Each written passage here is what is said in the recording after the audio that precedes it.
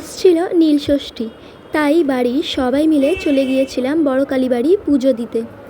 আর সেখানে গিয়ে নীল ঘরে বাতি দিলাম এবং এই দেখো আমাদের সেই বসিরহাটের বিখ্যাত বড় কালী বাড়ি। আগে জানো তো এখানে প্রচুর পরিমাণে ভিড় হতো, এখন কি জানি ভিড়টা আস্তে আস্তে কমে যাচ্ছে মনে হয়, নাকি আমারই ভুল জানি না। আর এখানে আর দেখো যে এত সুন্দর না মন্দিরটা, সে কি বলবো।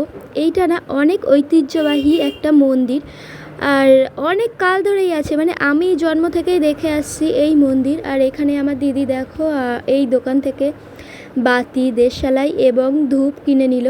আর এখানে দেখো সবাই বাতি ধরিয়েছে, কি সুন্দর লাগছে তাই না। জানো তো আগের 2-3 বছর আসা হয়নি, আবার চলে আসলাম পুনরায় নতুন করে। আর এইখানে দেখো আমার মা, দিদির মেয়ে সব বাতি ধরাচ্ছে। তো ভালো থেকো তোমরা।